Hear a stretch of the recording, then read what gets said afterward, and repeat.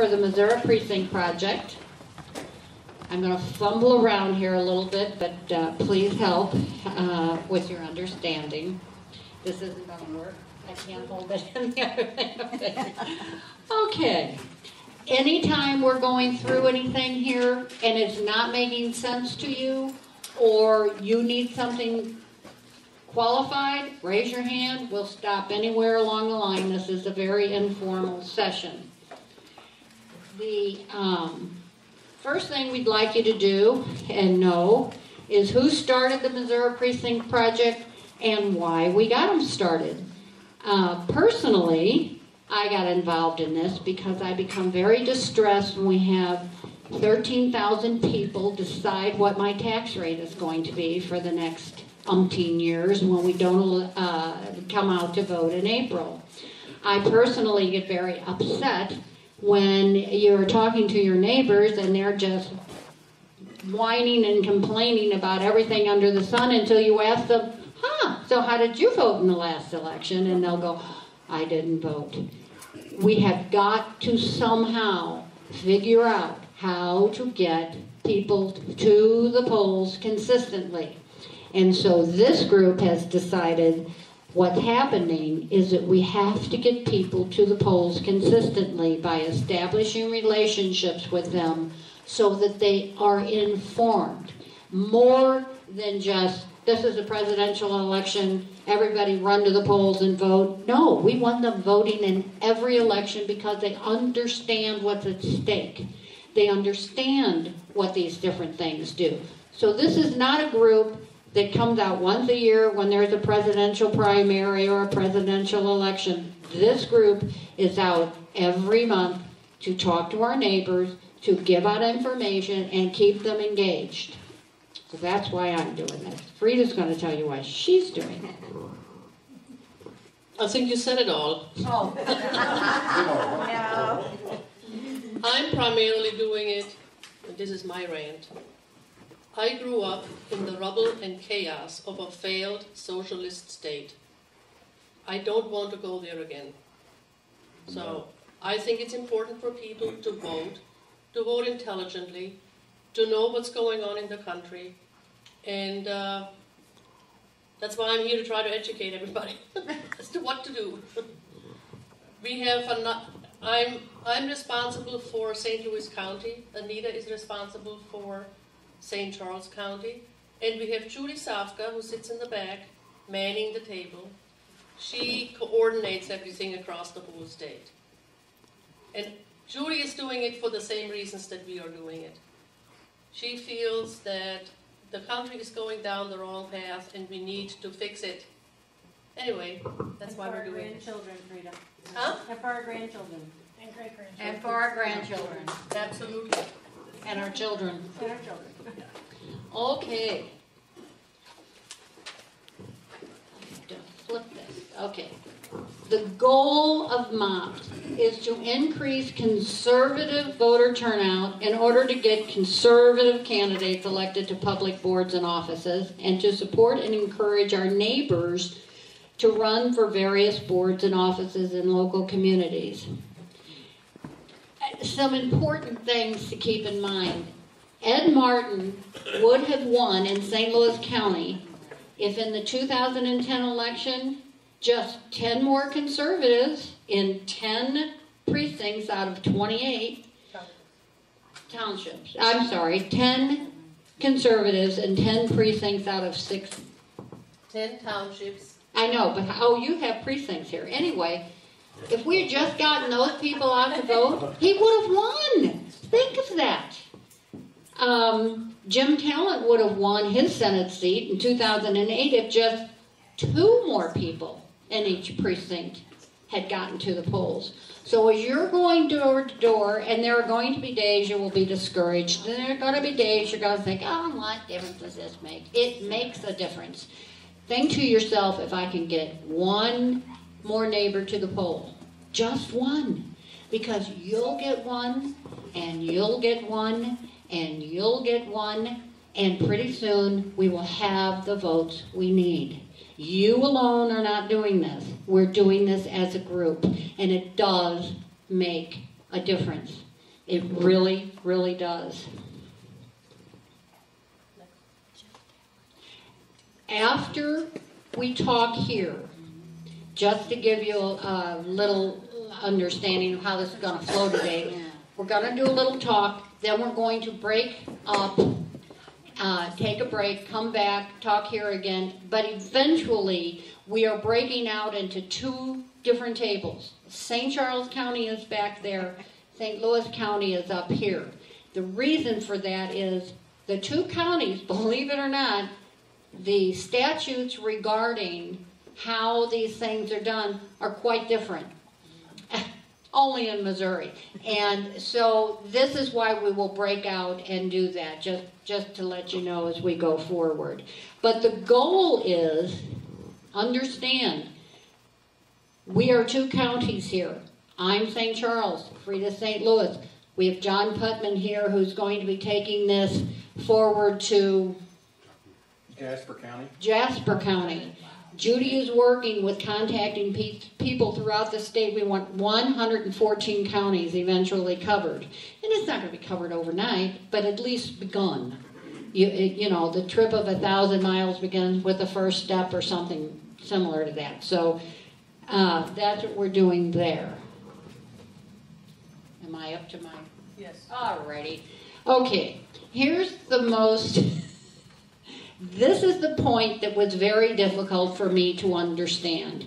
I have been involved in politics and government and this type of thing really my entire life. I started in student council in junior high school. I have worked through various things and neighborhood committees and all this kind of stuff. However, I never really understood how the rest of it worked. And so after the last election, when I was so upset, I went to bed thinking Ed Martin won, and I woke up to find out he didn't win.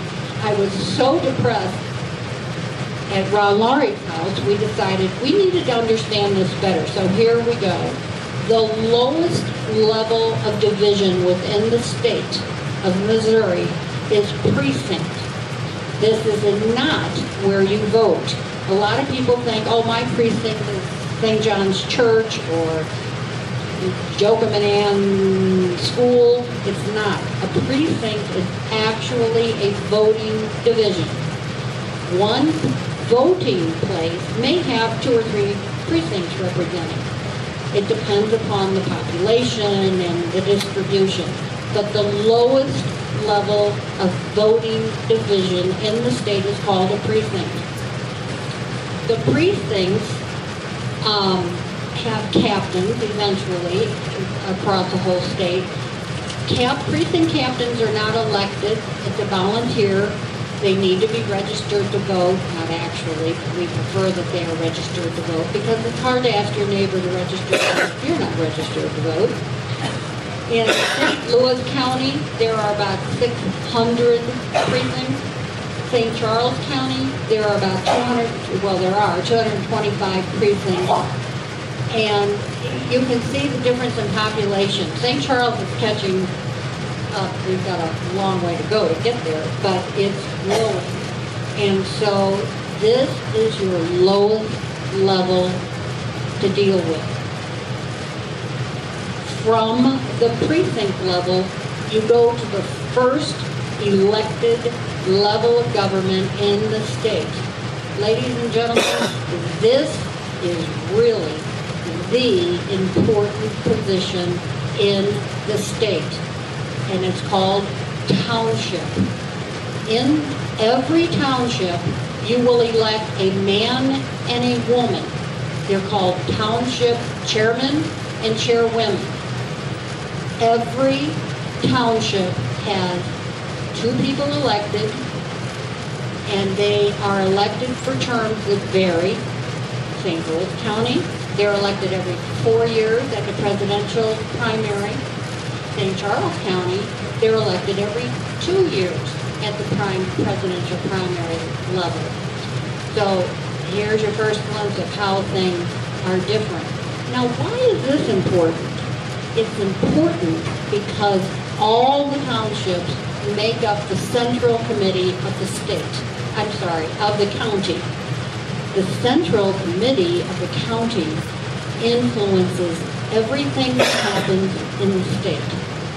If you have conservatives on your central committee, you will have conservative goals. If you have not quite so conservative, you will have quite such conservative goals. And here's the catcher. There is a different central committee for every qualified political party in the state. Currently, there is a Democratic Township Central Committee. There is a Republican Township Central Committee, and there is Independent and Constitution Party as well. These are political, folks. This is political as it gets. The Republicans don't work with the Democrats don't work with the Independents. They're separate. And here's when it becomes really important, really important. Right now, in St. Charles, Sally Faith has left the House and has become mayor of St. Charles, the city. Her position is vacated. Who decides who's going to run to fill that position? The Central Committee will make a choice. Of course, others probably could file. No, I don't even think they can. The Central Committee will determine a Republican, a Democrat, an Independent, and a Constitutional Party person to fill that slot. They will present them forward to the people, and then you'll vote on which one you want. So this is an important position, and it's a well-kept secret because it's not hard to do. They meet once a month. So that's basically why the township areas are so important, and it's the lowest level of voting entity in the state. In St. Louis County, there's 28 townships. Each of their townships are about 30 to 35,000 people. In St. Charles County, we have 14 townships. I have been told they're not specific to population. You can't give a ballpark figure there because there's a lot of things, but they're more or less evenly divided by population as you can do and separate things out. As an aside, precinct captains are elective positions in most states. You hear a lot about the importance of a precinct captain. Missouri is different. Missouri has the township committeeman as the lowest elected official, not the precinct. So just keep that in mind when you hear about precinct captains.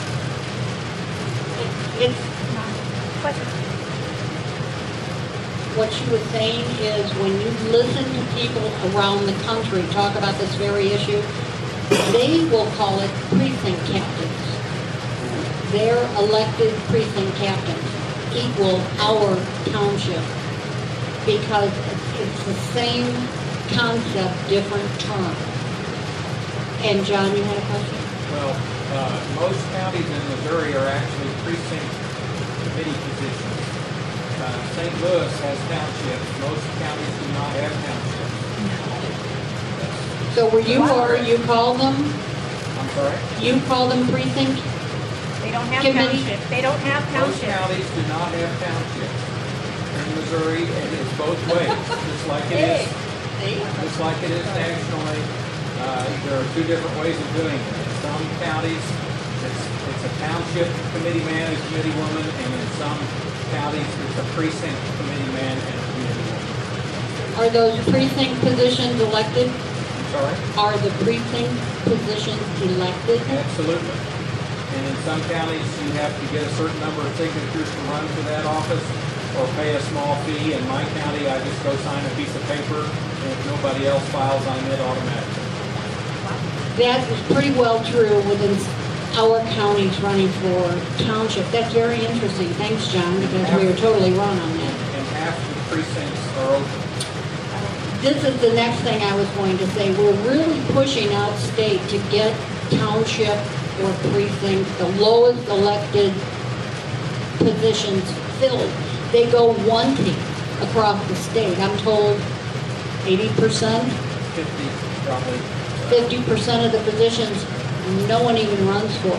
These are important positions. And in St. Charles and St. Louis counties, they do not go unfilled. They are all filled. And however, you can run for these positions, and they've started to move in that direction as people become educated on what the Central Committee is. I thought the Central Committee was some, really big deal over here or untouchable type of thing, and it's really not. It just takes understanding that it's there, it exists, you can run for it, pay your $25 as a filing fee in St. Charles County, and you can run. So we're encouraging. I have a question for John. Does each state, outstate, each county that elects precinct captains, do they form a central committee? With each county? Yeah. Yes. Every county. And if you're going to roll this out across the state, please don't refer to us that are outside the city as outstate. We're just as much a part of the state as you are. So, We're outstate. We say Missouri, you say Missouri, but we're not outstate. We're just all members of the same state.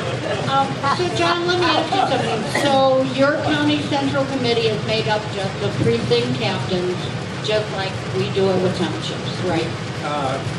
Some of our counties have, all of our counties, most rural counties in Missouri have precinct committee man and committee woman. We work within the precincts where we can to establish neighborhoods, and sometimes we call those people precinct captains. They're captains within a precinct, and there might be more than one. It's more of a neighborhood responsibility, and it would be non-elected. But we call them precinct committee man and committee woman in most counties in the state. This is really interesting because when we were on a long bus ride last summer, Judy Sofka and I were sitting in this row back to back, and we got to talking about this on that bus trip to Washington, D.C., and we got so confused over this issue because the terms are different, but the definitions are the same. Nevada has a person working as a precinct captain in every county in Nevada, wasn't it, Judy? And we were thinking, oh my gosh, it would be so good if we could get conservative out there marching. And so from there, we continue to learn, and we've learned. Thank you, John, for setting us straight on called that. parishes. Yeah. They are called parishes, and in the city, they're called wards. Wards, yeah. See, language means something. We need a dictionary. Thanks a lot for that. But here's the point. We want to get conservatives elected. Conservatives, and we really want to get constitutional conservatives elected. If your central committee is made up of a Republican, Democrat, Independent, and Constitution Party, if your Republican Central Committee is liberal, have you gained a thing? No. We need constitutional conservatives in these positions, and they're beginning to turn. This is good.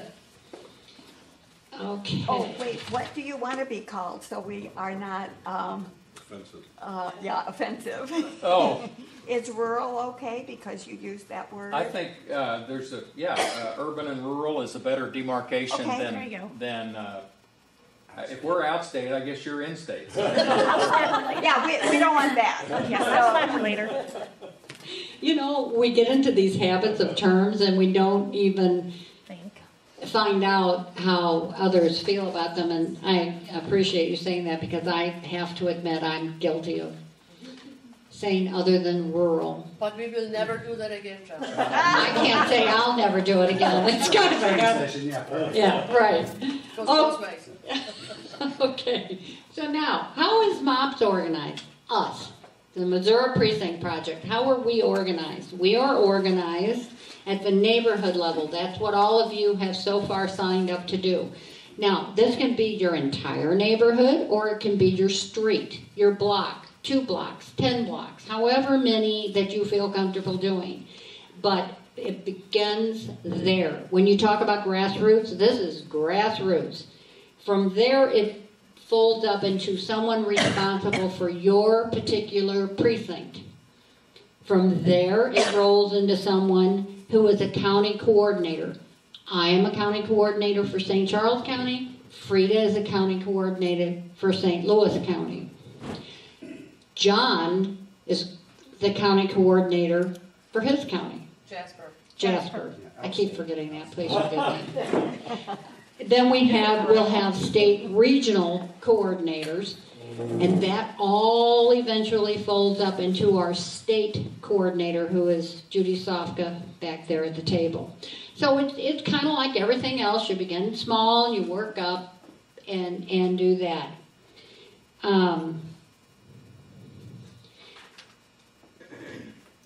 Now, we've talked about and learned about precincts, townships. Okay, now, we're volunteers, we're getting trained, and we're going to go door to door. One of the most critical pieces of information, there are really two. One is to find out if they're a conservative or a liberal, and the other is to find out if they're registered to vote. We want to know whether your neighbor is a conservative or a liberal, a Democrat or a Republican, in order to put the information into the computer system so that we can recognize where we may need more talk, where we will, you always have to decide how you're going to spend your money. I've got a neighbor, I represent a little villa community. There are 154 doors in there that I knock on. But one of those doors I normally pass by. He is a diehard liberal, bless him, love him, because he knows why he's a liberal. A lot of people don't know. He knows. And we have agreed to disagree, and we have agreed not to waste our money on each other's doors. In fact, he will be hearing from me soon, because he is the one that went to my neighborhood association and told them I had to take down my "Don't Tread on Me" flag. So he hasn't heard the last of that. But here's the point. I do want to know his name. I do want to know if he's registered. But you know what? I'm not going to push this guy real hard on election day to get out to vote. I will call my conservative neighbors, and I need to know who they are. But I'm not going to call him. If he forgets, darn shucks, that's really too bad. So this... You talked about entering data into a computer system. What is that? Who's running it? Where is it? Okay, we have a certain amount of data now. We will talk more about this in our different county things, because the information is a little different. But when you collect this data, you will get it back to us. We will put it into the data, what do we call it? Database, thank you. The database that's being created by Bob back there and some friends in the Dallas Tea Party that are helping us set up so that we can get data out. And so the database is a MOPS database? Yes. You are somebody in this room is in control of it? Yes. Yes. So you'll get the information to us, and we will see to it that it gets into the database. And why this is so important is because it is ours. It's protected. It's our data. Nobody else gets to use it or massage it without our permission. So this information is critical. When you have only so many dollars, and this election is going to run on a shoestring, folks, they're already telling the Republican Party there's not a lot of money out there. People are not working. They're not giving as much. And they are tending to give to individual candidates rather than to the election push as a whole, to the party. So if you have to decide, it's like everything else. If I only have so much time or so much money, I'm going to decide where I'm going to do the most good. So that's why we want to know that. And by the way, this whole operation is a strictly voluntary operation. There's nobody paying us anything. Nope. It all comes out of our own pockets. Okay? The party has no money. Oh yes, the Missouri Precinct project is us. Not the party, nobody else, it's us. So how do you determine whether someone is a conservative or a liberal? We discuss this a lot too, and it's really pretty easy. You just need a button question. It can be something locally, if you know something locally is going on that really got your attention. It can be something national. It can be something statewide. I like the Obama question because it generates the most immediate response.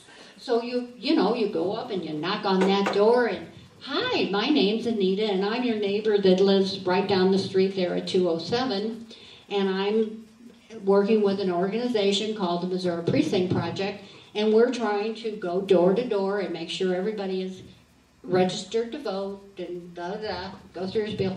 Somewhere early, you will ask, so how do you feel about Obamacare?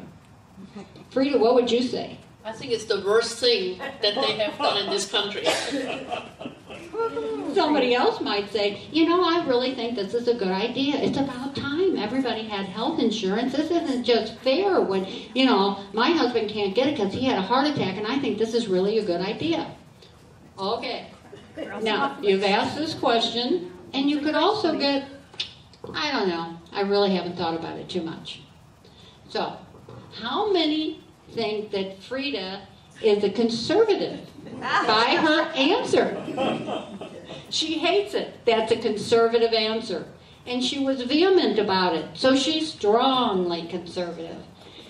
You've got somebody over here that thinks it's a wonderful idea because her husband can't get insurance, and she's vehement about it. She is a strong liberal. Until you find out otherwise, she's a strong liberal. Kim? Do you ask them their party affiliation? No. Okay. You can, or they may volunteer it. Right. But rather than ask them, hey, are you a Republican or Democrat? That makes us seem like a partisan effort. Okay. And though we are conservatives and we are working a conservative agenda, we're really not party affiliated. So to keep it away from that atmosphere, we find it better to backdoor it, and this is an easy way to do it. When you've got somebody that says, I really don't know, we call them independents. Scary. They say the independents decide the next election. So these are people you really do want to educate. So it's important to know, are they conservative, liberal, independent? Are they strongly conservative, strongly liberal? Those are the people that you're either going to not concentrate on, or the strongly conservative ones, you might want to get them to help you with the rest of the neighborhood. So this is really important, and you want to do that right away. Okay, am I keeping up with myself here? Okay. After you've determined which political party they belong to, Not party. Affiliation. Affiliation. Conservative or liberal. Okay, good. Then you want to find out if they're registered to vote. Some of the information you may have with you. We have the database in St. Charles County has 322,000 people on it. These are people who are registered to vote today. But when you're going door to door, you'll have that information, but they may have moved. Or they may have the wrong name down. You'd be surprised how much of this information is incorrect. Yeah. So as you go door to door, even if you have it on your walking list, you need to verify name, address. It does not have phone number, Pat. Hey, I just wanted to back up a second because I've gone to a lot of doors, and when you run into the person that says, Obamacare is great, I think the contour of my face changed. I started reaching. So, in your research or conversations, what have you found as because you want to be respectful, they don't, but we want to try to stay respectful. Yes, we do. What have you found the most effective way to get out of that conversation? Yeah, exit gracefully. I just let them talk. I don't join into the conversation. I ask the question, any question that doesn't lead with a yes or no answer, and I let them rant. And then I'll just say, well, thank you very much for your time. Have a good day. And I walk away. Yeah. But would you register them to vote if they weren't registered? Huh? No. No. Well, Oh, Wrong answer. I'm going to leave this in your hands, but I will say no, this. no. It's not party affiliated though. I will say this, it's up to each one of you. However, I firmly believe it's a conservative principle that if you educate the people, they will make the right decision. And it's You not can partisan. trust an educated voter. Yeah. I firmly believe that, folks. You may have someone that comes and at first blush appears to you to be a liberal. Now, my neighbor, I'm never going to change. However, I might have a chance this year. And to me, you register everyone. You educate everyone, and you let them make the decisions. I am never afraid of an educated voter. I am scared to death of someone who doesn't know what's going on. I just wanted to respond to you because I have some facts. My husband is a health insurance agent. He's loved it until Obamacare. The regulations started last year. His personality has changed. It takes a long time to shake off. I mean, his job before was all solving problems. Now it's all getting in the funnel, being regulated. So talk with me later. I'll be happy to email you things that I have emailed a couple. And also be patriots aware that when you need ask facts. Sorry. That's okay. I was just going to say. I have facts. That's what I'm Just saying. be aware that whatever question you do choose, let them talk, listen, and remember you're probably going to be on a time constraint.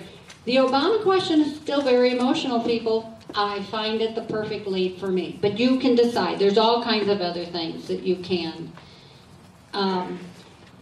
When you go to register someone who's come to the door, you now know, are they conservative or liberal? Oh, they're not registered. You want to get them registered. You will have official registration forms in your packet. Kim? One of the reasons, and I don't know if it's in your packet, I apologize. One of the reasons we want everyone registered is because they're going to be doing redistricting. So we need the registered voters, right? Well, redistricting will be done whether or not voters are registered or not. Sorry. The reason it's important is we want everyone to be educated and every educated voter to vote. And these are people you're going to walk through and educate and get them to the polls. You have the forms in your packet. You will be getting them today. You can get more at your local election, Board of Elections. In St. Charles County, I have personally gone there. There was a little bit of confusion as to whether you could get more than one form at a time. And I was shocked because I had talked with Rich Christmer. He was fully behind the Missouri Precinct project. And so he asked me to come up there so he could boisterously talk in front of the lady who was reluctant to give me more than one form and inform her everyone who comes into St. Charles County Board of Elections may ask for 25 blank forms at a time. He also said he much prefers those forms to be returned in person by you or by the person, because he said when they tell you they'll mail them, they will not. And then when they come to vote, they're going to be ticked off because they're not registered. I do this all the time. The older I get, the more I forget. And so you need to get the form back from them if possible. You say, can I return that for you? If they want to mail it in, that's fine, but then mark it on your list so that you pick it up later, or you call them later to make sure they've mailed it, or you ask them if they've gone to the Board of Elections and returned it. Important. This is critical. If you go through all this work and they don't return the form, we're busted. The other thing to consider when you're going around, and I know it'll come up because for my daughter it's come up, there are people in her neighborhood, she's not sure whether they're citizens or not. So, what do you ask to find out if they're a citizen? You don't have to. It's the very first question on the form. So all you have to do is help them fill out the form, and the first question is, are you a citizen of the United States? And the second question is, are you over the age of 18? Those are two questions that are asked. They must be asked. They're printed in red to be asked. And if they hesitate, how do you know if, what if they say, well, I've got a green card? You don't have to get in there. If they hesitate, chances are 99% they are not a citizen. You know it when you're a citizen. Frida knows she's a citizen. I know I'm a citizen. And if there's any doubt, don't press it. Don't register them, because when they sign those forms, they're signing it under threat of law, that if they lie about this, they can be prosecuted. So that's how you answer that question. It's answered for you, Val. I think this is true. You can register a child or a voter at 17 and a half. Yes, you can register anybody who will be 18 before the next election. Well, I thought they had to be 17. Yeah. Okay. Yes. So if the next election... You can only be 17 and a half to register them? Well, the form says 18 or 18 before the next election. If they're 17 and a half, let them register. But our next... I didn't think you could do it before 17 and a half. Oh, well, it's one of the same. Yeah, okay. Yeah. Because if they're only 17, they won't be 18 before the next election. Yeah. John? I think that folks might be interested to know that there is no mechanism in Missouri to validate whether a person who signs that they're a citizen. It is never checked. Yeah, there is no method for checking this, and it's a law we need to change eventually. I don't think we'll get it done for this election, but we've got to get a way to validate people. Under motor voter law, you can register to vote when you get your license renewed, and you do not have to answer any questions about citizenship. I was a non-citizen with a green card when I renewed my driver's license like 10 years ago. And just out of a lark, I decided, when they said, do you want to register to vote? I said yes, just to see what happens. They did not ask me any specific questions. And I got my voter registration confirmation from St. Louis County. I could have voted. Oh my. Wow. So they don't verify anything. I think Rich Crisper is tighter than that. Uh-huh. I don't know how he is. Well, he told me that he got a bunch of registrations from Acorn, and they checked them, and they threw them away. They were not. Yeah, but that happens. That happened in the city. They got hundreds of thousands of Acorn cards. I know, that's They why. threw them out.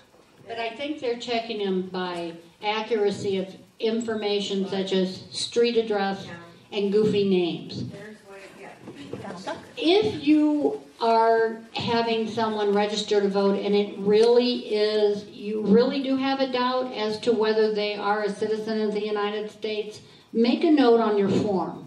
When you take it to Rich Crismer's office, ask for him personally. He will talk to anybody. This is in St. Charles County. And tell him you have questions about this particular thing. He can do his magic to see if there's a way that he can verify it. It is not your duty to make those determinations, but if you have a question, mark the form when you take it back. He runs a tight ship. He is really good. On the back of these forms, you're going to get nervous because all the election dates on the back are expired. These are forms that are not, they are just perfect, except for the election dates. They weren't used up. They anticipated more people would be filling out these forms in the last couple of years. So just because the dates on the back for elections is passed does not mean they're unofficial. These are official. They have a discrete number on each one. Each one you give out with a different number than the next one. They are official. Okay. After you've gotten that information, you thank the person for their time. You offer them a business card because we want you to establish a relationship with this person. This is a neighbor, but it's also a voter. You want them to think of you as the voter lady. They want our man. We want you to become involved with this project, so when they have a question, they call you. They don't know who to contact. They have a question. We want them to have your phone number and name. It makes it much more official, and they can keep that card and they can call you when they have a question. Let them know you'll be back from time to time. However often you end up coming, just say from time to time, periodically, however you want to state it. Sometimes you'll knock on the door. Sometimes you'll just leave information. That's going to be up to you. But let them know you're going to be back. A relationship is not formed by a once-a-year visit. A relationship is formed by constant communication, whether that communication is by letter or door hangers, or if that communication is done by phone or person to person. In order to build it, it has to be done more than once. I have a question. Yes. Business cards? Business cards, Yes. would it be permissible to put your logo on our business? We have those forms available for you, but it's later in the presentation. Sorry. But yes, We jumped the gun. it's a good thought. Yeah, we have formats where you can make them exactly how you want them. You can refer them to your phone number, or you can refer them to my phone number. Some people may not want to give out, particularly if they're not in their own neighborhood. You may want to give out my phone number because I'm the county deal, or Frida's, or whatever. So yes, you will have business cards, and they have the little moppy thing at the top. They're really nice. Judy's daughter did those for us. Is Yes. the word conservative in there? Nope. Do It I? has- Conservative is not in there. Missouri Precinct Project, that's it. Okay. No, we're just the Missouri Precinct Project. We are a conservative group. And there are other groups like this around the state going under different names, which we will talk about a little later. But, Judy, And especially Obama's group, they're out working already. I can't hear you. Obama's group is one of them, and they're already out working on it. Yes, the Obama 2012 campaign has already begun. But don't misunderstand. This is not a political campaign. This is getting our neighbors to vote. We are not backing any particular person or party. We're doing this now to be ready for the next election, whether it's for filling Sally Faith's position, or it's the primary, or it's the fire district. This is not about the presidential election. This is about getting your neighbors ready to vote at every election available to them. Okay, does that make sense? Because it's really an important point. I'm sorry I keep breathing under this thing. Stop breathing. All right. Things not to do. Don't get angry. Just as they told us, if you get nervous and get angry, just think of them without their clothes on. Don't argue. Do not argue. You are not there to pitch a spiel. You are there to gather information. And don't preach. This one's really hard for me because I just love to preach. Can you tell? And a word of caution. We were talking about this early. If you want to take your kids along, you're going for a walk, take your kids. Take your husband. Take a friend. If you want to, go by yourself. Don't take anything that requires a collar. And the reason I say this is because... What if my kid needs one? Leave her at home then. Don't take your dogs. Our pets are very precious to us, but what if the people you're calling on have a bigger dog or a snappier dog or something, and now you've got a problem, or it poops on their yard or something. So if it requires a collar, leave it at home. Take friends and spouses along. But Mom, yeah, like, I mean, if you're a woman and you don't feel comfortable going by yourself, take somebody with you. I mean, we all like to think our neighborhoods are safe, but, you know, there's people out there stealing your sprinkler system stuff. Sure. And you don't know when they were around. Right. Like I said, I've been going around my neighborhood forever, and I never feel unsafe. But If it was late at night or something like that, I might, yeah. I could take a friend. It's an individual type of thing. Okay, now these are common sense, and it's right before the break. When you go door to door, you're going to need your MOP flyers, which you're going to be getting a sample of. You'll be able to print more. Your business cards. Really neat thing, you can turn your business card into a name tag that makes you official. And when you go door to door, you need something on so people know that you're an official whatever.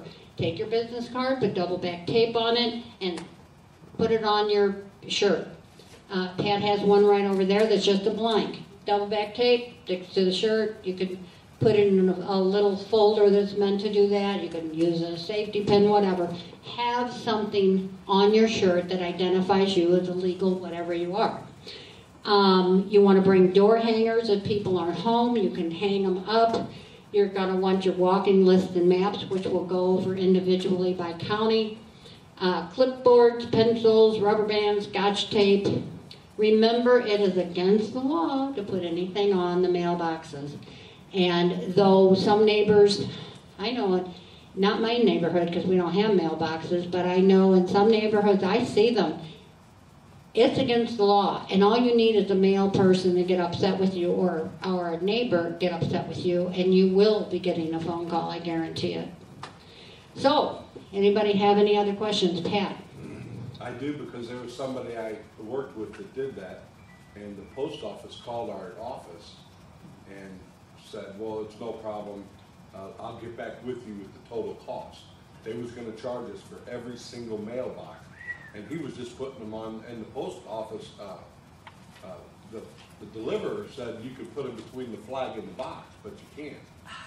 And they wanted to back charge us for all of them, and it's 45 cents a door. Yeah, first class postage for everyone, yeah. It can get, and here's the deal, if they choose to be nasty about it, they can be. They have the full fledged of the United States law system, legal system behind them. Val? Would you suggest, like, if you're going to an apartment, to go to the apartment manager first to That's a good idea. discuss that with It never hurts to be courteous. Yeah. But if they give you a hard time, you use your own decision. You make your own decisions. There was a question held: what if there's a no soliciting thing on the door? You'll love this. Political involvement is not soliciting by law. They cannot keep people coming around and asking you to register to vote from knocking on your door. That's why. If you're on a no-call list, how come I'm getting all these calls from these politicians? It's because, guess what? They're not in the law. Pat? And that comment that she made about checking with the office, that is good. Although they can't stop you, but they can stop you from leaving the literature. Right, right. Yeah. It's always good if you have something like that to go to them first. Just, if nothing else, schmoozing with people always softens them up.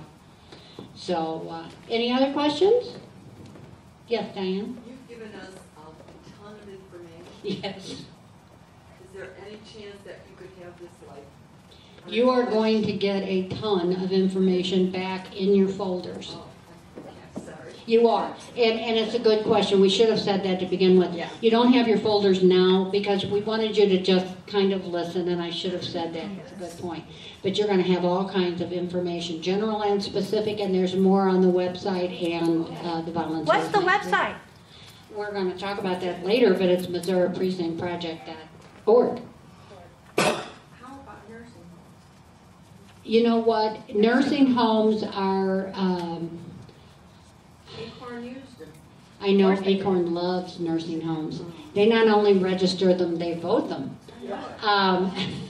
I leave that to your discretion. I tend to have a personal... I don't like to do things I don't like other people to do. I have a neighbor who's in a nursing home, and I will make sure that the county of St. Charles does a bang-up job to get handicapped people to vote.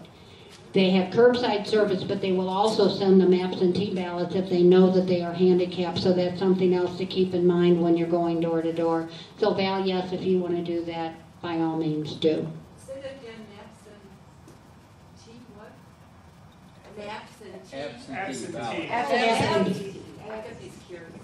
John? Most nursing homes have a social services coordinator, and they will help, they will work with you to allow you to work through the system. They're interested too in the ones that are competent voting, so they will facilitate that. In some cases, they actually bus them to the precinct or help them come election time get their absentee ballots in. So that's the way to start in a nursing home, is to find out how cooperative the social services director is in the nursing home. Good point, guys. Good point. Any other questions? All right, we're going to take a 10-minute break. It's 11:05. Kim? Where are the restrooms? The restrooms are down this hall here, and make a left-hand turn, or you can go down that hall there and make a right-hand turn. Thank you, guys.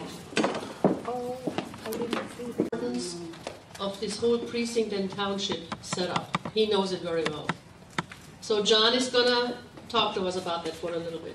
Thanks, John.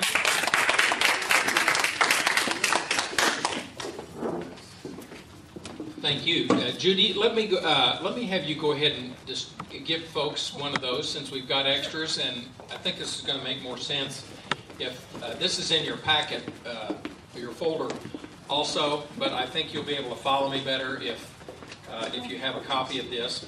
The first part is just some introductory comments, and I want to encourage you to watch Dr. Utopia. If you haven't seen the 1948 cartoon that was produced by Harding College, that'll motivate you to stay engaged in politics. But that's just a YouTube link, and that's more motivational than anything. Just briefly, I'm from Carthage, Missouri. That's the last county before you get into Oklahoma. Joplin is where the tornado was, and Joplin's in my district. My church is 4 blocks from the tornado zone. We still have power. It's utter destruction and the rest of it. New Creation Church in Joplin, one of many churches helping that effort, and I have a whole talk I'd like to give on voluntary local charity compared to federal charity, because FEMA's getting all the credit for this unbelievable outpouring. They showed up with 600 permits to let us come in and help, and 14,000 people showed up and helped. And they say we're further along than any place they've ever been. But that's another story. We'll have to talk about that some other time. Although if you want to find out how to help in that area, newcreation-joplin.org is a website you can trust. It's one of many churches in the area that's helping. I grew up in Southwest Missouri. My father was the finance chairman for 3 congressmen while I was growing up. A man named Dewey Short served for 35 years for the 7th Congressional District, followed by Dr. Durward Hall, followed by Gene Taylor. And so I grew up listening to politics. I grew up with human events being read at the dinner table. And I think my father was a little bit nonplussed when I came home after being in the ministry for 11 years out of college. I came back home to the family business, and I think I was more conservative than he was, which was pretty conservative. He had mellowed quite a bit in his old age. But in 1984, I ran for precinct committee position, county in the Republican Party. And like I said earlier, each organized party in the county has a committee man and a committee woman, either in the precinct or township, depending on how they refer to it. It took me at least 10 years to find out how the system works. This was not necessarily malicious on anybody's part. I don't believe, I've been a conspiratorialist before in my life. I finally gave up on that because I found out the bigger problem is ignorance and apathy. There's so little involvement and engagement by voters that you don't have to have a conspiracy. You don't have to sit in the back room and figure out what to do, because most people are never going to show up, they're never going to ask a question, and things are just sliding on the slippery slope in the wrong direction. And as long as we're uninformed, then the folks that have a special interest can protect their special interest. and let's face it, that's what we're all about. If you're a Sunday school teacher and somebody tries to horn in on your teaching Sunday school, you probably get your dander up, and it's just human instinct. So it's not necessarily a bad thing. It's the reason the founding fathers created these cross checks and balances so that nobody could get too much of their self-interest localized to become a tyrant. And we're losing some of that. But two things that happened. First, I didn't understand how the leadership of the party was created. And then secondly, when it came time to have a presidential candidate, I couldn't figure out why in the Republican Party the most liberal candidate always won the election. And come about October, when people started scratching their head and say, I wonder who I'm going to vote for this time, they started looking at the candidates. They said, how did we end up with this miserable choice between Bob Dole and Bill Clinton, or John McCain and Barack Obama, or whoever? Well, what we tend to do in the Republican Party is we run about 6 conservative candidates who split up the vote, and then the most moderate or liberal guy gets the nomination. And that's a significant issue that we're going to have to face this time. We did a straw poll at the McDonald Republican County I was at last night, and they were at the club meeting. They did a straw poll. Rick Perry got 8 votes, Michelle Bachmann got 7 points, Herman Cain got 6 points, I think Mitt Romney got 5 points, and Ron Paul got 5, and so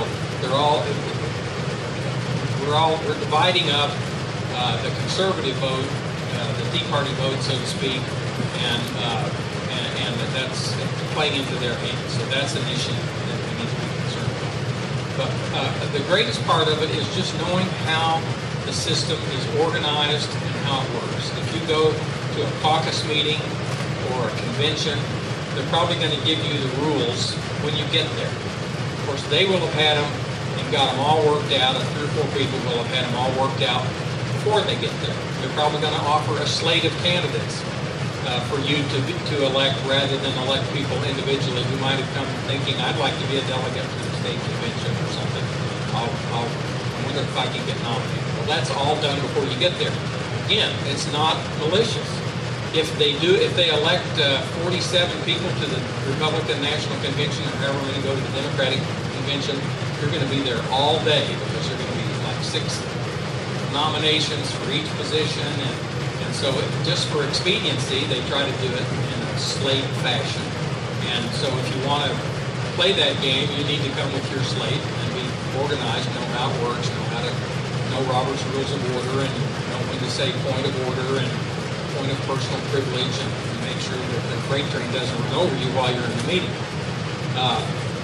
But the first two parts I want to inform you about a little bit. The first is how are parties organized in Missouri? I was at another meeting in Atlanta. I'm the Missouri State Coordinator for Tea Party Patriots, and they had a meeting in Atlanta 2 weeks ago, and the number one question is, how can we get our congressional people to listen to us? And well, the rallies were pretty good while we were doing that, and calling, it works pretty good, and but we need to, well, we thought it worked pretty good. We burned up the phone lines, and then they still only cut the budget by, they were going to give us $100 billion in cuts, and it ended up to be about $100 million. And so these things have not been highly effective.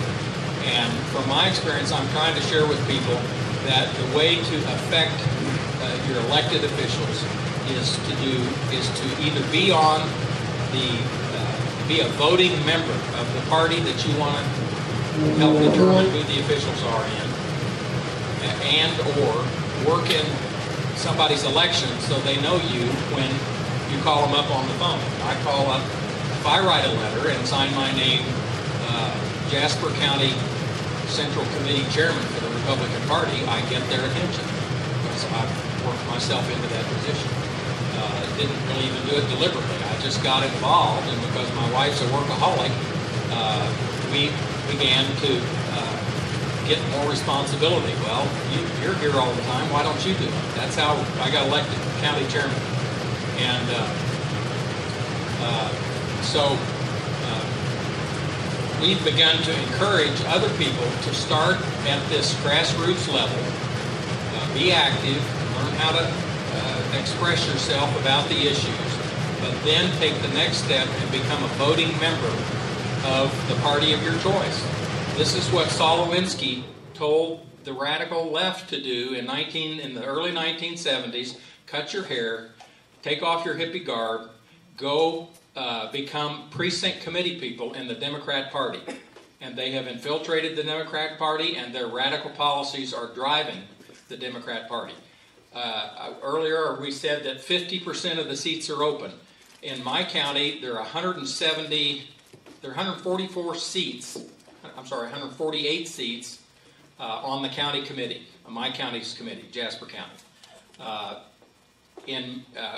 Only 78 or 80 of those seats are filled in the Republican side. Only 40 seats are filled on the Democrat side. So if only 40 people in Jasper County decided to go take over the Democrat county committee, it wouldn't be that hard to do. Years ago, when you filed, and there's different filing procedures in different counties. In mine, like I said earlier, you just go sign up on the list. You don't have to bring 6 signatures. You don't have to bring $25. They're so hard up for people to run. You just go sign a form and tell them how you want your name on the ballot. And the names used to be on the ballot, but 15 years or so ago, somebody realized that every time there's another name on the ballot at the precinct level, we have to print a whole different ballot for that precinct. So wouldn't it be a great conservative, money-saving thing if nobody files against the precinct position, then we just elect them automatically? So for 15 years, nobody has seen that this position even exists. And I speak at tea parties and different meetings, and I ask people to raise their hand, do you know what a precinct committee man is or a township committee woman? And 95% of them don't even know the position exists. Now, probably over here in your counties, these are actually contested positions in many cases. Not most of them. But Okay. what you just said is true. If no one runs against you in that thing, their name will not Okay. appear on the ballot. You don't even know what you're voting for and what is a township. Well, the other misconception is that if somebody's already in that position, the average person thinks it's already taken. I can't do it. Well, that's not true. In Missouri, in my county, every 2 years, anybody can do it. All you have to do is go fill out the form or bring the fee or whatever's involved. So, and we have many people that have gotten this position. They were more or less appointed to this position, and you can be appointed in an interim if the seat's open. Just go ask your county chairman of whatever party and tell them you'd like to serve, and the committee can approve you at the next meeting. And in most cases, they're delighted to have anybody that's even interested, much less feel like you're a threat to take over. But when that happens, the election, if there is, I started to say the folks feel like if there's somebody in there, they can't run against them. Well, many of these people are there because they enjoy the prestige of being the county committee person. They haven't made a phone call, they haven't knocked on a door, they haven't come to a meeting in many cases for months or years. And they need to be run against to elevate the importance of the position, to elevate the significance of it, and also to be engaged and active at calling folks up. If you write a letter or make a phone call and you tell the guy on the staffer at the end of the line that you're a committee person in such and such a county, a committee man or a committee woman, they will your opinion will. They make tallies when you call up. This many people have called about this issue, and I'm not sure exactly what the number is. But if you tell them you're a committee woman or a committee man, they'll probably put 10 tallies next to your name. Or if you write a letter, you can pretty much be sure that your congressman or your senator will see your letter if you have that title on there. At one time, I was the state coordinator for the Missouri Fair Tax, and the grassroots director for that national group said, I'm going to be in Washington, D.C., and I'd like to get some appointments with some Congress people. Is there anybody out there that can do that? Well, I said, I'll try. I had never done this before. I called 5 congressmen and 2 senators, and I had appointments with all of them, personal appointments within 2 days. Wow. Not because I was the Missouri State Director of the Fair Tax, but because I was the county chairman, and Jasper County, Missouri has a battle every election with St. Charles County, who's going to produce the most net Republican votes. So in my county, they don't want to offend me. I don't get a lot of what I want, but I always have an opportunity to make my case.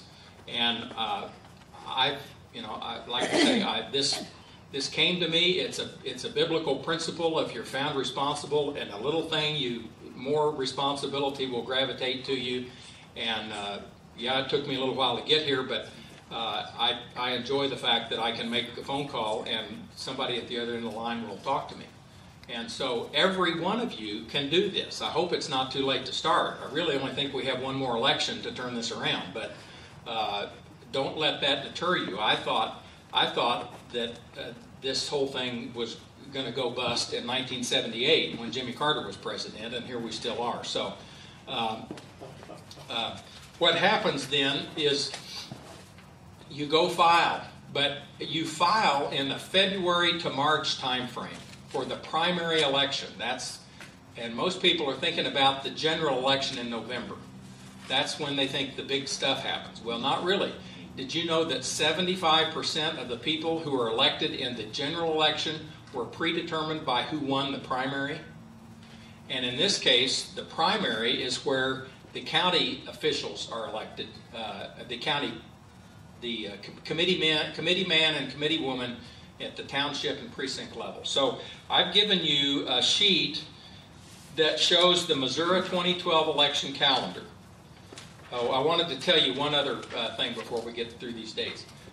2 years ago, I started teaching people in our county to do this. And a guy named Jerry Waddell had been hanging around working with me on the fair tax and doing some things, and he came to he was driving 60 miles to come to our monthly meeting every month. Southwest Missouri Conservative Network, which I started at the start of the Tea Party. And I taught, you need to do this. And so Jerry filed for committee man in Vernon County, Missouri, where the apathy is huge. He was unopposed. He went to the reorganizational meeting, and nobody wanted to be the chairman, so he ended up, the first year that he filed to be a committee man, he's now the chairman of Vernon County.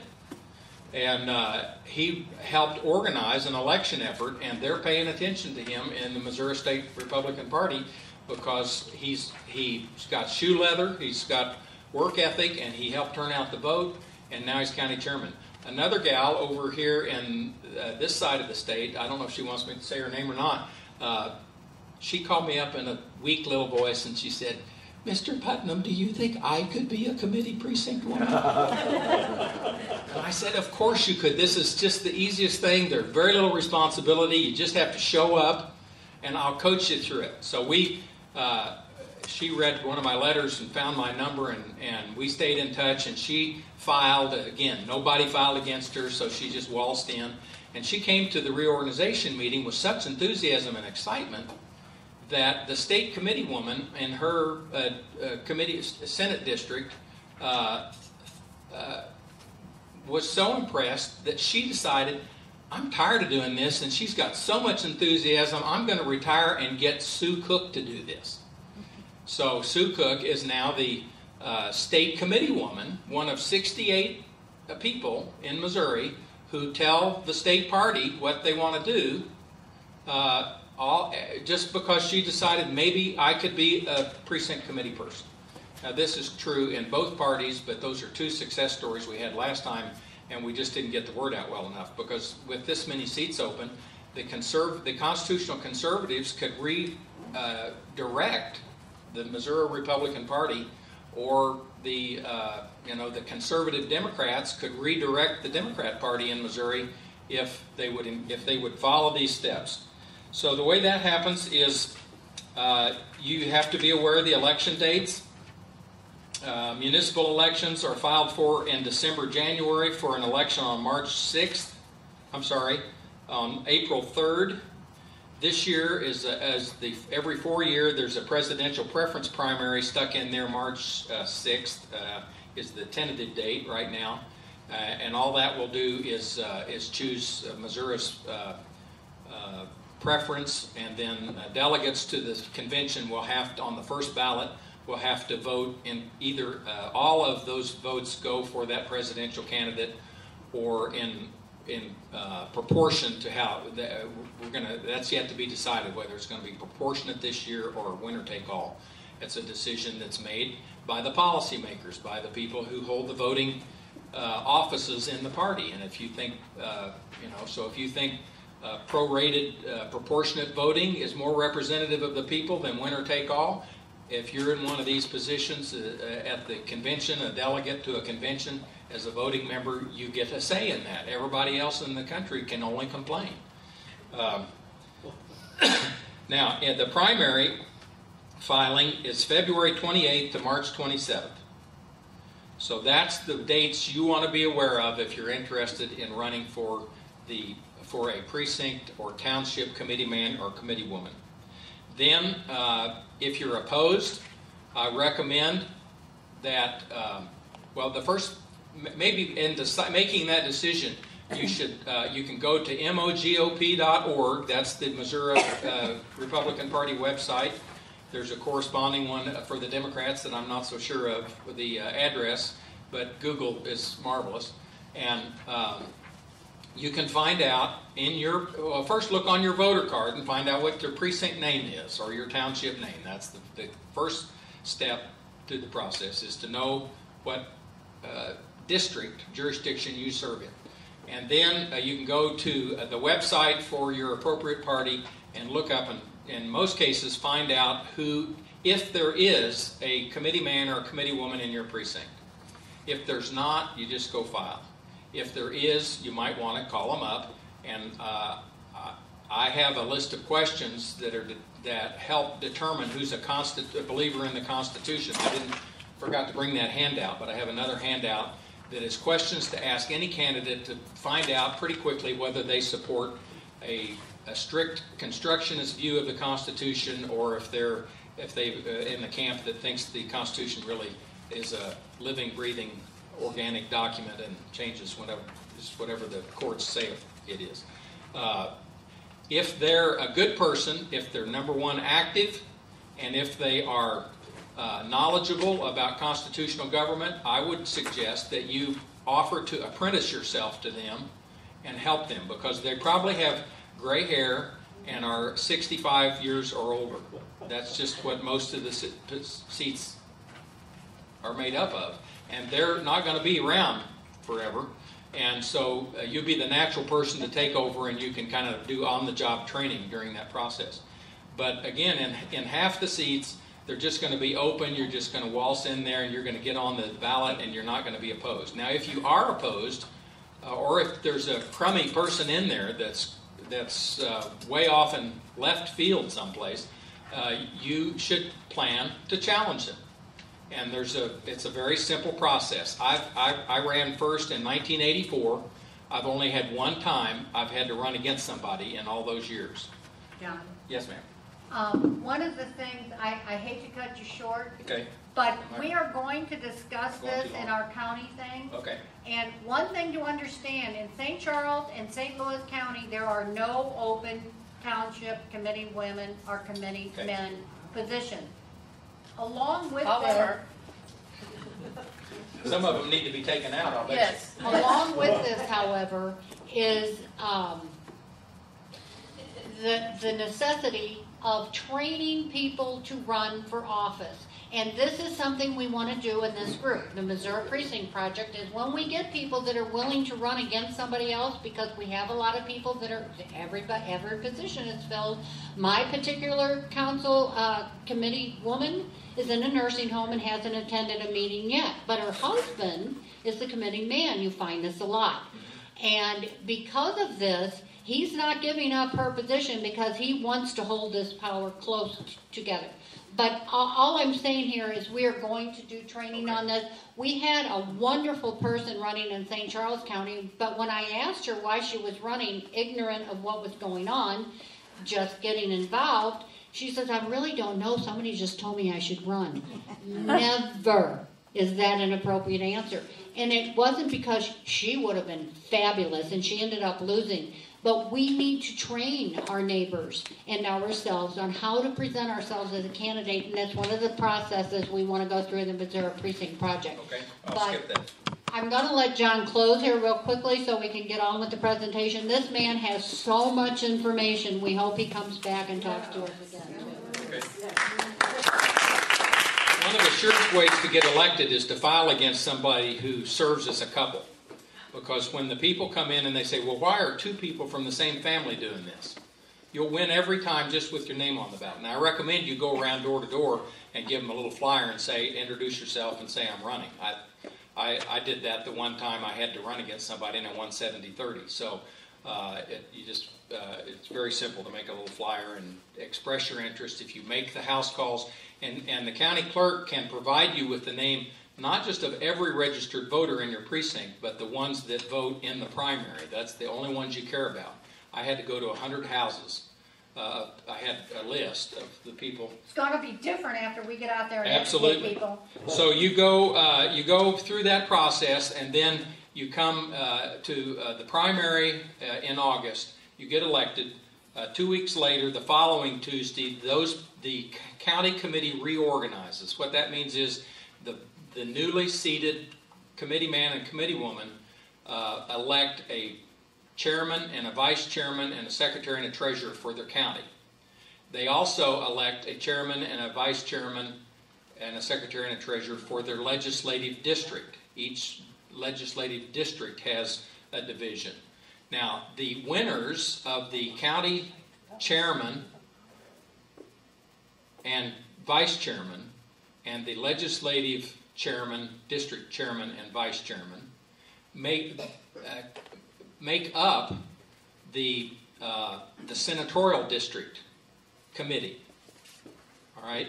Now it becomes that group's responsibility, just like a legislative district, in the case of a vacancy, puts forward names. In a senatorial district, my state senator died in office one year. 18 of us chose his successor.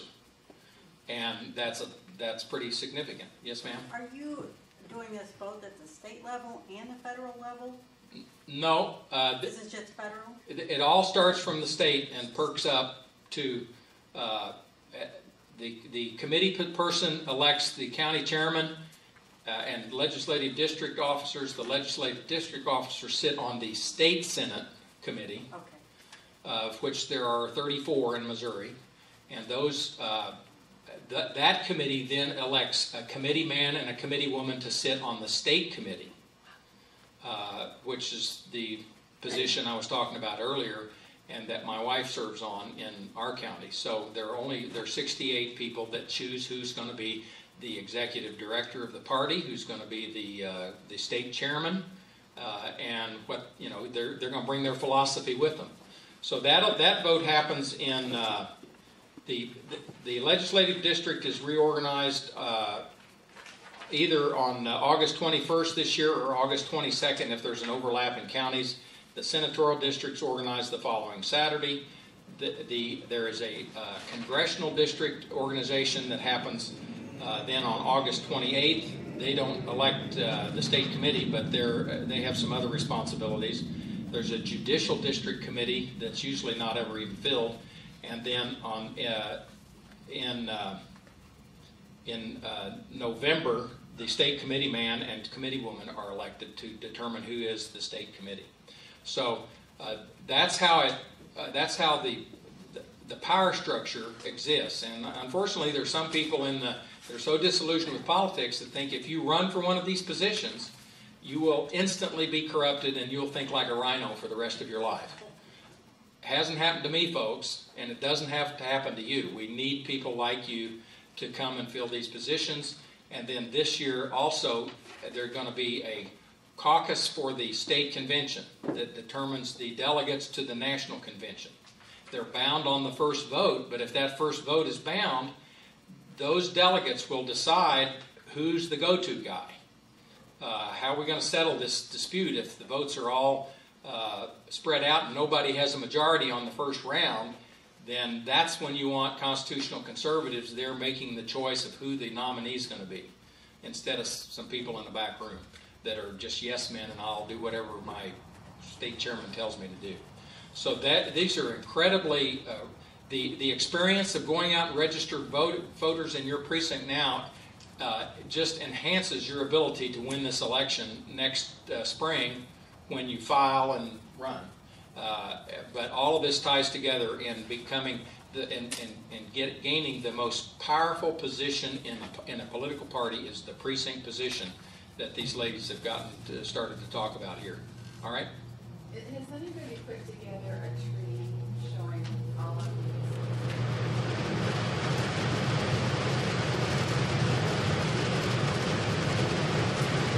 Well, in a lot of cases, they're not related. So it's very hard to draw the tree. My wife's been trying to draw a tree for a long time. And we can help with that in a picture format. We've got a few things. But the organizational chart is disgusting.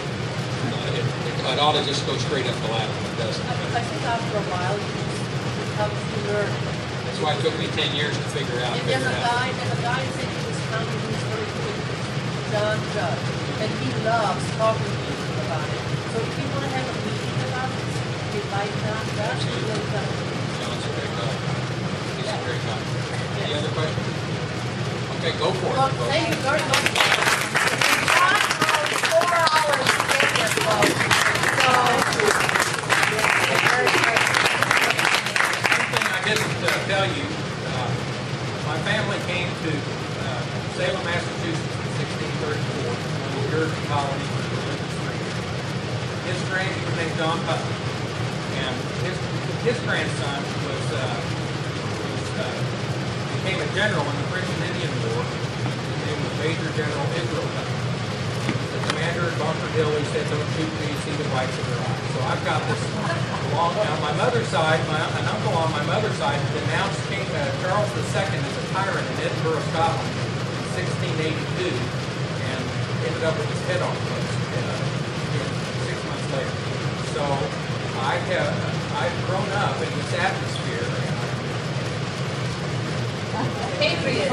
Well, I'm not trying to credit myself for being a patriot. I'm afraid my children and my grandchildren are going to do it. And so that's why I'll drive anywhere in the state. That's kind of my territory right now. If I can speak to any of your groups about this, I think this is the most effective way to turn things around and pass the party certainly. If you go to our website, you have a link. Our Tea Party group is there. An easy one to remember. It's not done. It's just the Coming Soon website, and it's got a link to my email, and it's called John Putnam, JOHNPUTNAM. Probably misspelled Putnam or PUTNAM. It's PUTNAM, like Putnam Investments or Putnam Sons Publisher. These are all my family from Boston back years ago. Their family don't have much money, so that's an easy www.johnputnam.us. And happy And it's on our website. There's a link on our website. that's probably to the Southwest Missouri Conservative Network, but you can catch me that way too.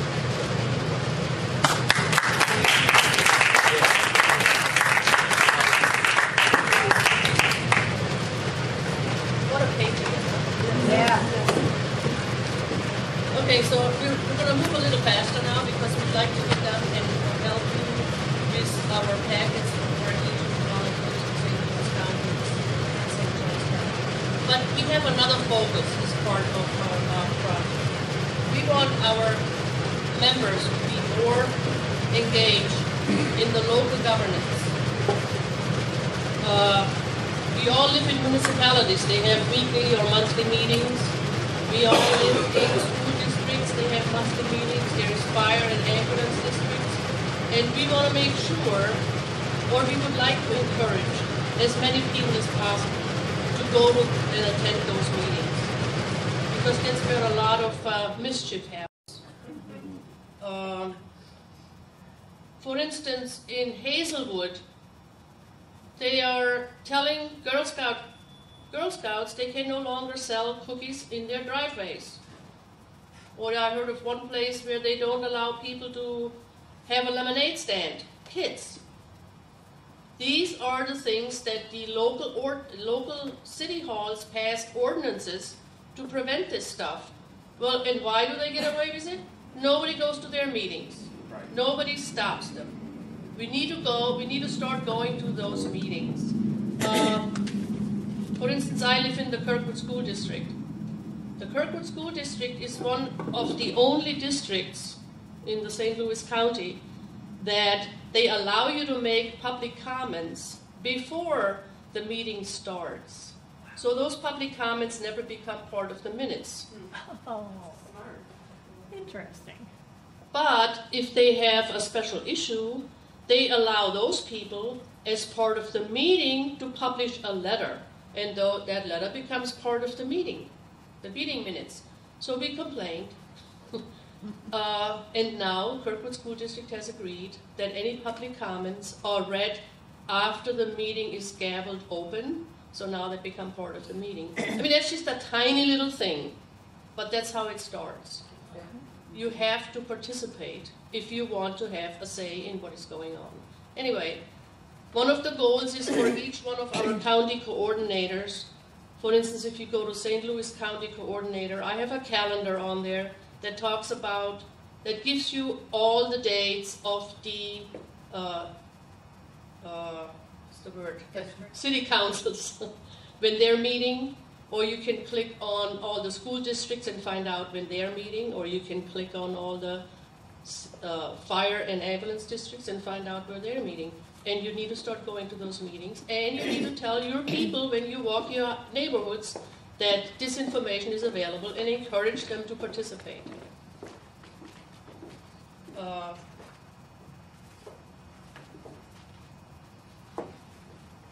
think I already talked about this now. Anyway, it's available on the County Coordinator button on our website. As we get closer to an election cycle, we will provide information about it, and you can use this information as talking points. You'll get information about the candidates, the ballot initiatives, judges. Everybody always worries about judges, municipal elections, and most importantly, we will talk about the primary elections. And we will give you information to distribute in your neighborhoods. Primary elections are very critical. Once somebody wins the primary election, there's nothing else you can do. That's the person that's going to be on the ballot. And I think John pointed that out several times. It's critical that we pay attention to that. We will provide information statewide for voter registration deadlines, absentee ballot deadlines, absentee early voting, the training schedule for poll workers. And I want to make a pitch for poll workers. I feel very strongly that voter fraud happens at the polls. The Democrats are very good at that. They will allow people to vote without having proper identification, or they will help them to push the right buttons, like in nursing homes. The only way you can stop that is if you are in the polling place. You are a poll worker. You see what's going on and you stop it. Yes? You can't ask for ID at the polling place, can you? They have to, yes, there is several IDs that they have to provide. Really? Not now. Not Yes, now. you have to It have, doesn't have to have a photo, right? Right. That's the You argument. have to be Oh, able that's to right, yeah. identify Right. stuff. It It could be your gas They're bill. supposed to Right. bring their voter identification card. Which It has to doesn't have really your prove address on it. anything. Now, unless this is done differently in different counties, With I the worked address. at the last, not the April election, but the election before that, and I was specifically told all they need is their pink voter cards. And if that pink voter card is in the possession of the person that comes up, we were not allowed to ask them for anything else. I brought this up in training. What if a man comes up with a voter card that says Mary Jones on it? I am not allowed currently, because thanks to Jay Nixon, currently to ask for anything else. Or if someone does question it, but I vouch for them personally, they are allowed to vote. So right now, by law, at least in St. Charles County, all they need is that pink voter card, and this is something we really do need to change. But that's a topic for a whole other day. In St. Louis County, there are various identifications that qualify for you to vote. One of them is the registration cards. They can always take your driver's license. It doesn't have to have a picture on it. Or there is various other identification cards like student ID. Those are acceptable. And a utility bill. And a utility bill. But it has to match what is in the voter registration books. But I am not so sure that they always verify that, and that's where it is important that people volunteer to become a poll worker so they can monitor this stuff. I was a roving deputy twice now. You go to different polling places and I ask questions. The first time around, I didn't ask a lot. I didn't understand it. The second time around, it was a municipal election. There was hardly anybody there. But I asked one poll worker, I said, are you having any problems with the machines? Oh yes, one of the machines doesn't record the votes correctly. Oh, that's a problem. What are you doing about it? Are you taking the machine out? Well, my supervisor said we don't have enough machines as it is. I should have said, this machine needs to be shut down now. But I was too green to realize that I could do that. But that's why I'm saying it's important that we have responsible people working the polls that watch out for this stuff. I can imagine in 2012, the polls are going to be overwhelmed. In 2010, the polls were overwhelmed. And why? Because our Secretary of State managed to, I don't know how she did this, the system was down. When the poll workers are supposed to verify your address, the system didn't work. And Really? each polling place gets a cell phone issued by the Board of Elections. So if they have problems, they can call in. None of those phones were not answered. People finally wised up and used their own cell phones and they got through. Now why is that? Something isn't working right. So I keep coming back to my mantra, become a poll worker. Watch out for this stuff.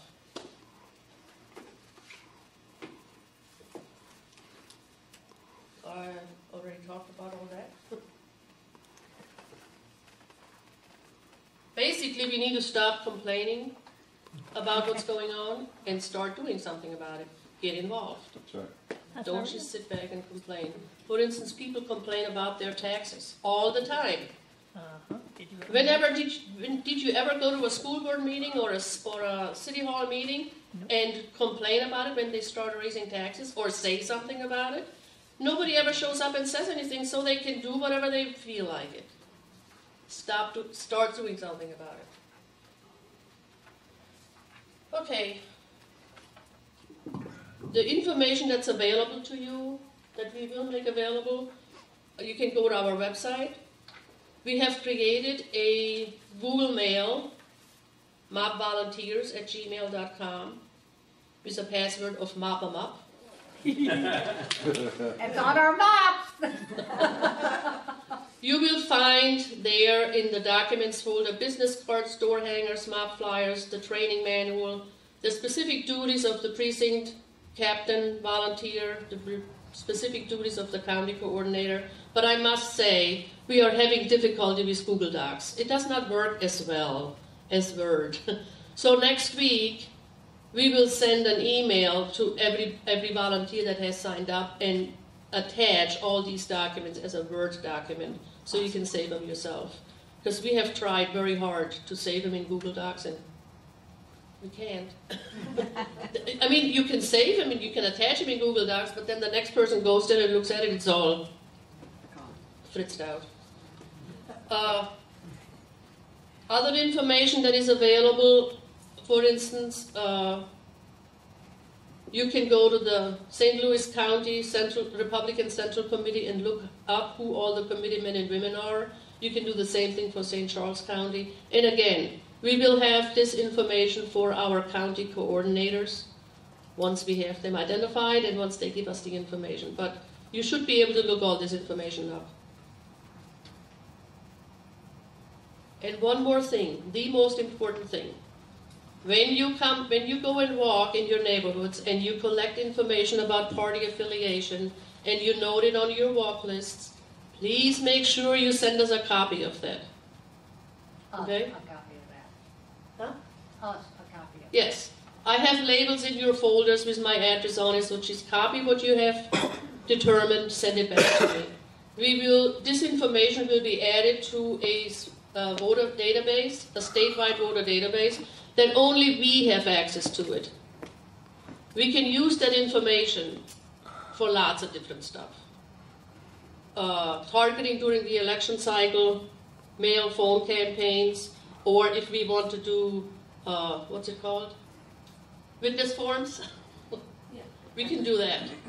So it allows us to do lots of different things, but we need the information back. I don't know about this, how it applies to this organization, but do you have to be concerned about the Sunshine Law? No. What do you mean? No. The Sunshine Law is if I go into St. Charles County, to the city or to a state office, I don't care which one it is, and I say I want to see records on blah, blah, blah. Under the Sunshine Law, they have no right to withhold anything. This is a These private do not organization. apply. Well, that's what I mean, but that's what I'm asking. I don't Yeah, know. this It's does not not state. apply to the Sunshine Law because we are not an elected group. Anything that's done under an elected group, like your county central committees, they fall under the Sunshine Law because they're elected positions. They can't walk into your neighborhood, for instance, church meeting and say, I need the name of everybody that's in there, unless they subpoena those names or something like that. But it doesn't fall under the Sunshine Law. The Sunshine Law is for elected government things, right? John? I think so. All of these databases start out with the public information available from the Secretary of State. Yes. Every voter registration record in the state is public information. What we do is we get those names. Some of these groups that we can work with can then match up a phone number to many of these names, and then we can tell the frequency of voting from the list that the state Secretary of State has. And then when we do our contact information, we can identify voters. The whole goal is to find out who to turn out for the elections that we care about and who to tell that the election is the Thursday following the election we care about. Okay. We have a lot of that information in your folders.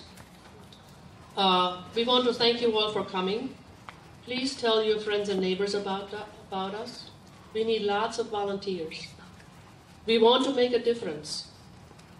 And we don't have to tell you about the state of affairs. I think you are all aware of what is going on. Every day I hear stuff that makes my hair stand up. We need to stop it. So thank you all very much. Here's a question. Yes. Are you on Facebook? Yes. You are? Yeah. I mean, is MOP Oh. on Facebook?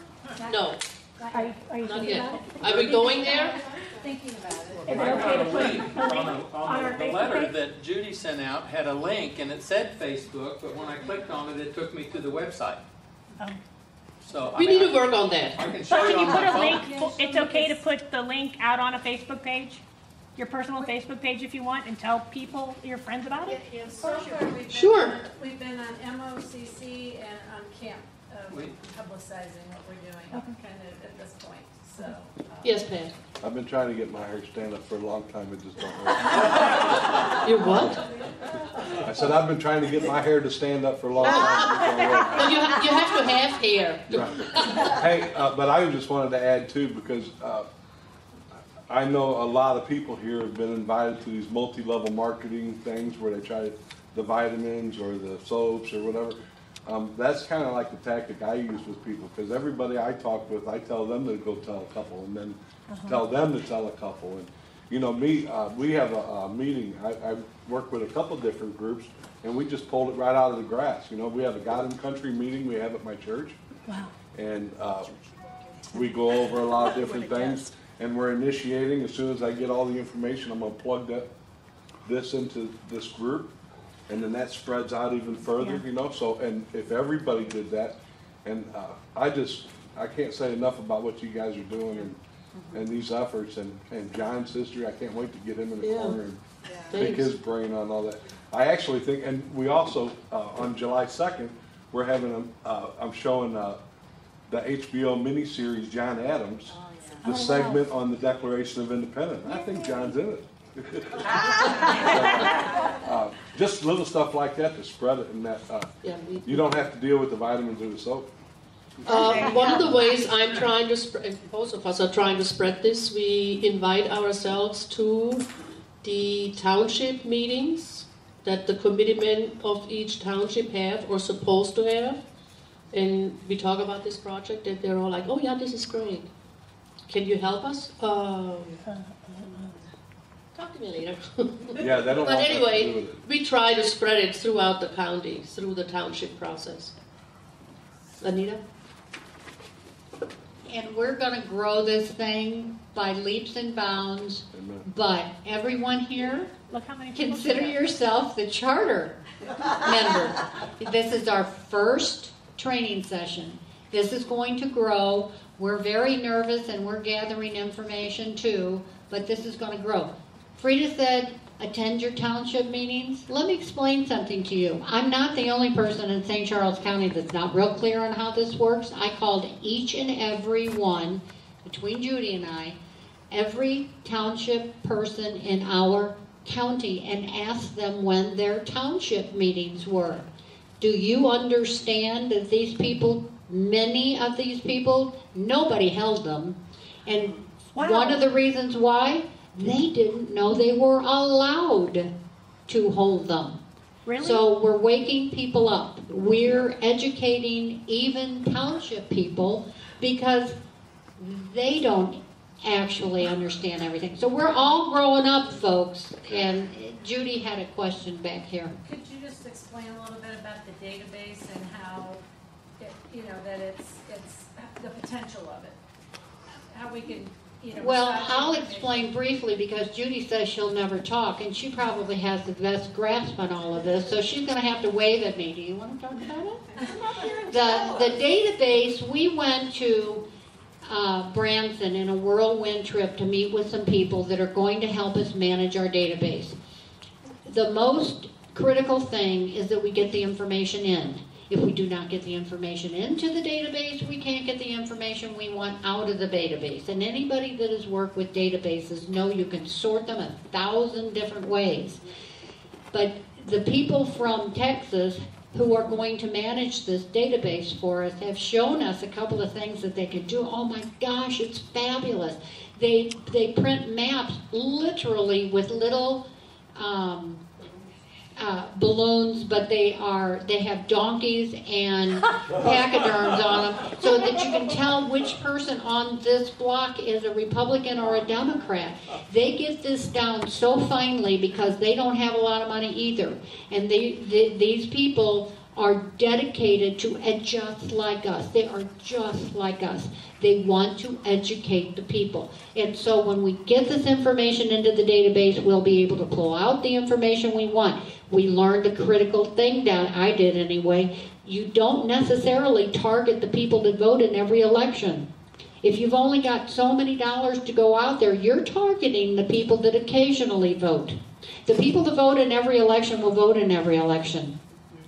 The people that sometimes vote, those are the ones that know where the things are, but those are the people you encourage to vote. So all of this, we're going to do more, we're going to have more meetings, but this is the beginning in your charter members.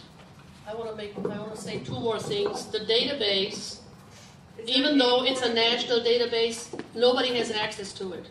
We have control over our own state data.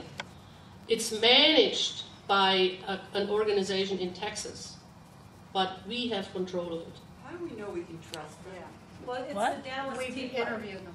It's We the talk to Dallas them Tea and Party. we trust The them. Dallas Tea Party Network is what it is. You can go on their website. That's a good question. The other thing I want to say, I meant to say that in the beginning, but I forgot. We are not the only ones doing this. Right. There is organizations across the country that are doing this. We are not trying to preempt anybody.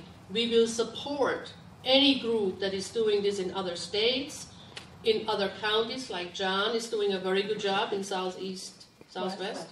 There is American Majority that does this. And we'll be on There is lots of groups that are doing this, and we're just trying to make sure we have coverage across the country so this happens. We have the information and we have dedicated people to do this. So, go forth. Share the good news. We're going to take